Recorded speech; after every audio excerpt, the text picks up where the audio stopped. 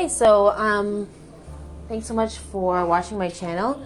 I appreciate you being here, and if you like what you see, please subscribe and hit like. That would be wonderful. Thanks so much. So right now I am sort of cooking and stuff and doing other things while I'm recording this, but I thought I'd just give it a shot and see how it goes. So it's taken me a long time to do something like this for many reasons, all layers of being, spiritually, psychologically, emotionally, physically. It comes from my deep down experience, life experience. So this is one of many experiences at this point, but I was called a TERF. And for those of you who don't know what a TERF is, what the hell a TERF is, okay, I don't blame you. It's one of those made up acronyms of this day and age that are it's liable to drive you nuts. But it stands for Trans Exclusive Radical Feminist. And it's taken me a few years, but I realized that being called that actually has helped me in my work to expose and unveil and unpack and educate my generation about liberal colonialism, and which is basically the other side of the coin of European Christian colonialism. Of European colonialism is just a modern version of it, and so I'd just like to unpack it right now and unpack the acronym and explain exactly what I'm talking about here. So let's just start with trans exclusive. Okay, so yeah, trans exclusive. Okay, I'm assuming you're talking about these people who are born male or female, born man or a woman, and they feel the opposite gender on the inside. Okay, well, yeah. I am a traditional Asian woman. I was born and raised in America, but was able to stay deeply connected with my Asian cultures and Far East Asian cultures. And so I do have an American streak, but I'm basically a pretty traditional Asian woman and of my culture. And yeah, our cultures are trans-exclusionary. For thousands of years, the foundation of Japanese and Korean cultures have upheld from our cultural and religious and spiritual, biological viewpoint, okay, that there is, yes, a biological gender binary. And there always is. Chromosomes are chromosomes, but I know there are other cultures, and we'll get into that. There are other cultures that have third gender or whatever, but we'll get into that. But basically, you know, Japanese and Korean culture have upheld for thousands of years, upheld the sanctity of manhood, womanhood, the family, and lineage. Okay, yeah, we don't have third gender or trans or whatever in our cultures, and haven't for thousands of years. And even if there were perhaps deities or whatever in ancient cultures that maybe were hermaphroditic in nature, but that's not to my knowledge. There was shaman culture before Confucianism, but primarily the shamans were primarily women, and there's a reason for that. The sanctity of womanhood was important. And so the sanctity of womanhood was extremely important. Shamans were women for a reason. Women healers were considered the most powerful healers, because they're the life bringers. The Japanese people were believed in ancient culture to be descended from a goddess. Okay, so the female, the feminine, the female, the woman are all the same, and the sanctity of that is part of the culture. That is not cultures, and that is not to say that the cultures are perfect, but that's another discussion. Nobody's perfect. There's no culture that is perfect. But apparently there are cultures that continue to be considered superior. The closest that I know of having sort of I guess, trans or cross-dressing or whatever, are kind of like ladyboys, and they can be seen in ancient Far Eastern culture and today. Basically, they're prostitutes. It's definitely associated with promiscuity, associated with sort of guys trying to get their freak on in the bathhouses and, dressing like women, etc. It's in Japanese artwork. You can see it. In Japanese ancient artwork, you can see it. It's there. But it certainly is not considered, these men are not considered women. They're considered men dressing up and seducing other men. A lot of times, people who kind of attack me and challenge me about this, for many, many years, we didn't have the whole trans sort of fanaticism 20 years ago, but there was definitely the LGBT movement. It was very fanatical back then about homosexual relationships and gay marriage and all that. And what a lot of people will do, the sort of allies or fanatics, will throw at me, they'll give me links and sources and tell me about how there's LGBTQ everywhere, in Japan and Korea. And I'm like, at that point, I can't really, have a conversation with somebody who's that fanatical and that sort of steeped in this culture that's become normalized now, which is an emotional one, a trigger-happy one. It's not an introspective one, or one that encourages thought, really. There's no thought process. There is a script, and you follow that script, and you hurl it at people, okay? So at that point, I've stopped a long time ago trying to talk to people about it, even back in the day, LGBT, stuff. And it was actually really difficult for me emotionally because of the PTSD that I have from being a traditional Asian person and being surrounded by, liberal colonialism. But so, because I think to myself, yeah, it's called colonialism. LGBT is a Western original movement. Just because there is third gender in other cultures or in their religions or their day-to-day comings and goings all over the world does not mean, first of all, that most likely a Western person who is sort of spouting these platitudes, these LGBT platitudes, first of all, that they are even educated at all about world culture. From what I've seen, actually, hundreds of times, that the quote, even back 20 years ago, this is going on 20 years, right? Me observing this. World culture among, Western sort of intellectual society is, liberal society is, because you read a book somewhere in your liberal arts college, or you did the Peace Corps, or something like that. And actually, it displays they tend to display a massive ego with very little knowledge of world culture. But yeah, so LGBTQ is a form of liberal colonization. It has its agenda, it has its rules, it has its script, and it is originally a Western movement that came out of the Western sexual revolution. So if there are those groups or pockets or whatever in Asia that call themselves a pride movement or whatever, then that is a Western influence and has very little to do with ancient cultures or spiritualities about gender.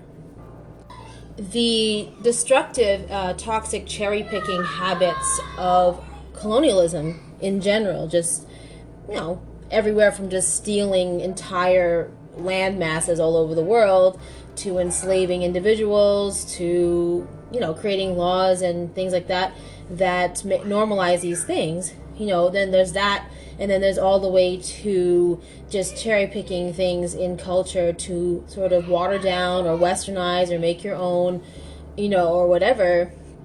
This happens in the LGBTQ movement a lot.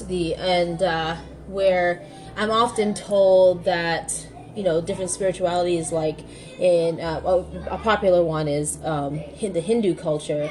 They have their gods are hermaphroditic or trans or whatever, and then they may or may not have, I don't know enough about this, but they may or may not have a third gender. They recognize a third gender in their society, in their Indian society. I don't know too much about that, but I can only speak from my experience, and what I can say is that in my experience with Hindu culture, which is, it's just somewhat in depth, just from person to person, not from a textbook, somewhat from my own research, but that actually society, Indian society, Hindu or not, is deeply, deeply about family in lineage and the nuclear family and upholding the sanctity of manhood and womanhood. Indian men and Indian women are very proud of their cultures, and their roles of men and women. And just for me, just from my perspective, just because a spirituality might have something doesn't mean that therefore it's a widely accepted idea. That's explaining immense ignorance on Western culture, liberal culture right now, and actually in forever. But that somehow because you cherry pick, you find out that there's these things in people's cultures, and you force it through the Western lens or the Western point of view. Okay, the liberal arts point of view. And the other thing is that it just makes me laugh at this point. I've been through so much. It's just like, your soul, when your soul gets dragged over broken glass, okay, constantly by liberal colonialism, like toxic, evil forces like liberal colonialism throughout your whole life, you go through so much and you process and you learn to laugh, even if it's darkly, about things. And it's just like, you realize that India doesn't just have Hindu people, okay? There are I think it is the largest and oldest culture in India. But there are large populations of Muslims and Buddhists. And again, I don't know too much about Indian Buddhists and Indian Muslims, but I do know in general about the Islamic culture. And I visited countries with Islamic people and had to interact with them and learn about them and their culture. And I've befriended people like that. And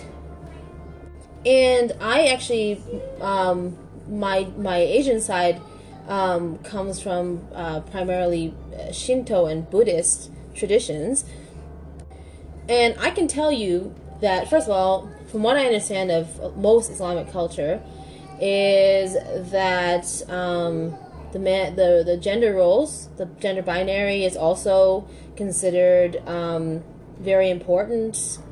Gender binary is considered very foundational to human existence, to the family. They uphold the sanctity of lineage and family, and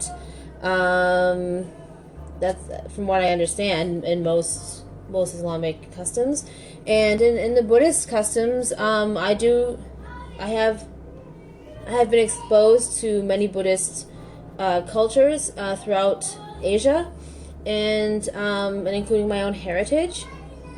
And it's one of the most westernized and watered down religions there is, from what I can see in America, in the Western world. It has basically been used as sort of this excuse to escape accountability, and it waters it down where, basically that Christianity is the only religion in the world, and everything else is for Western culture to use to its own liking, especially liberal Western culture, hippie culture is where it kind of started. All these things can be used by Western people to basically escape their own heritage, escape accountability, sort of justify this sort of groovy, now quote woke, feel good spirituality. And from what I understand of Buddhist cultures from all over the world, is that basically it's a religion that is generally in Eastern societies that are, again, their foundation is that of manhood and the sanctity of manhood and womanhood, and the gender binary and the family. Again, I don't know enough about Indian Buddhists, but basically that's what I understand in general about Eastern Buddhist cultures. And going back to the fact that just because a culture has a spirituality that might have third gender or hermaphroditic deities or transgender or whatever, doesn't mean that the people widely accept it. And it is a wild. Here I go laughing again. Oh my god. It just tickles me. The ignorance tickles me sometimes. But again, it's not before I've had to process a shit ton over the last 20 years, okay? And also the last few years. It has been a widely known fact that for thousands of years, since maybe hundreds of thousands of years, since societies and people and tribes have developed and spirituality has developed, that your deities are different than humans. That's why there are deities, and that's why they are different. They're separate from humans. Okay, that just because deities are a certain way doesn't mean that humans now are, or that they should be. Okay, I believe that Zeus in ancient Greek culture raped, I think probably 100 humans and goddesses, okay, in all the mythology. I don't think that this was a widely accepted thing. I don't think this is a widely accepted thing that being violent towards women in this way was okay just because Zeus did it, even if though it probably happened. Rape is a very ancient thing, one of those very evil ancient things. But to give more tame example, Christian culture, Christian customs say that there is such a thing as immaculate conception for one woman, okay, the mother of God, okay. It doesn't mean now all the women. It doesn't mean other women can. Doesn't mean now that other women can have immaculate conceptions, okay, according to Christians, the Christian customs. So it's a very destructive habit of Western culture to twist and turn and use and steal things from other cultures to support their agendas, their colonistic agendas. So yeah, to conclude this section, and there's tons more, trust me, to come, and I've already have a body of work up there, here, written in different blog posts and different things, Facebook posts, and just, I'll put the links below. But basically to end this section, that yeah, I am by culture and heritage trans exclusionary, but whether or not I am a bigot or intolerant or whatever, to me that is a separate issue. People have viewed each other's customs, each other's individual lifestyles, individual thinking. People have viewed people's different ways of seeing the world as evil for a very long time. Okay, since the beginning of humans, in opinions, okay, and cultures, people, wars have been waged over these kind of differences in customs, and bigotry and intolerance and wars and violence and vicious behavior and manipulative behavior is driven by bigotry and intolerance. So whether or not I am bigoted or intolerant, that's a separate issue. From my customs and from my religious and cultural heritage. Okay, so the next part is radical feminists. All right, so feminism. Let's start with feminism. Okay, feminism is a Western original movement. Okay, started by Western white women. They are not the origin of women's rights. They are the origin of feminism. It is a movement that was started for white women and was needed, as far as I can see and understand, what's really and truly needed for many decades in the Western world. But to pretend, now just this is through my experience as a woman of color, to pretend that feminism and the tenets of feminism and its attitudes and its history towards women of color has anything to do with women of color I think it's a very ignorant stance. Even the fact that it acts itself, and even the fact that it poses itself as this origin of women's rights, basically puts other women around the world beneath them. That women of color all around the world don't, and in America and the Western world, haven't had our own rights and value systems for thousands of years. So I am categorically not a feminist. I am just not. I have not prescribed to feminism ever. Feminism has become a pretty prominent tool of liberal colonialism all over the world. It can be quite vicious in its propaganda and its encouraging of women, from a lot of traditional women of color's perspective, to be act like pseudo men, participate in promiscuity, and deny their biological existence by basically saying that they can act like men and ignore the outcomes of their actions, which is pregnancies, and which is a lot of times unwanted pregnancies, and then there's quote solutions for that, and a lot of things that have come out of the feminist movement have become racism, basically, towards women of color that is hiding behind ideology. So, like, for example, there is definitely a belief. There is a belief that came out of Western liberal culture that basically is populationist, and basically saying also that a source of poverty is pregnancy. And actually, in traditional cultures all over the world, the primary view is that actually preserving the sanctity of life, of pregnancy, of family, is what helps people in poverty survive their circumstances, creating situations in which women are tricked into thinking that these very invasive procedures, abortions, are going to now be a solution, or taking away their ability to have children. Actually, from many ethnic traditional women's point of view, traditional culture's point of view, is extremely destructive to introduce this highly invasive procedure as instead of the culture and the people coming to the aid of each other and supporting each other, and perhaps unwanted pregnancies, and perhaps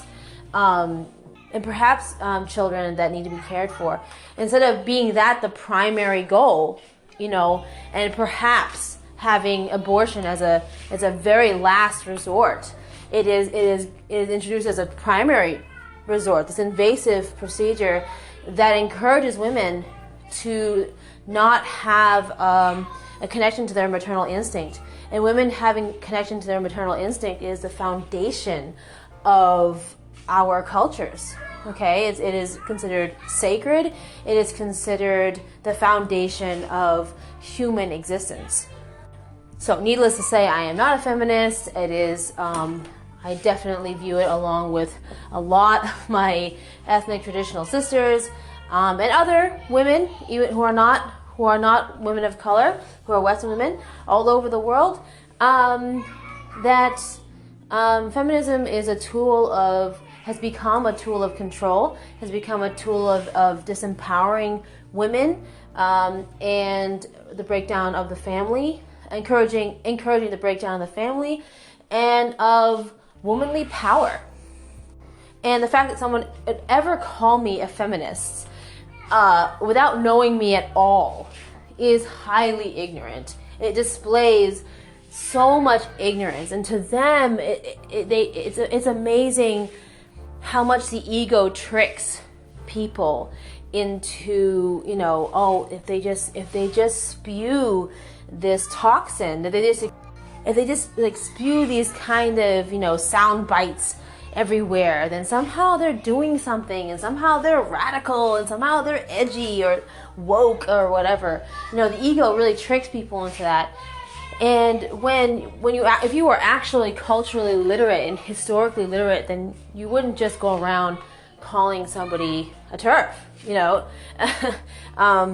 And radical feminism is an offshoot of feminism, basically. It's everything I said, but it's got its kind of, from what I can see, it's sort of this, it's the soil in which actually Western transgenderism evolved into this idea that gender is not the same as biology, and then it kind of has spiraled into this chaos that men and women don't actually exist, and that it's just all about gender.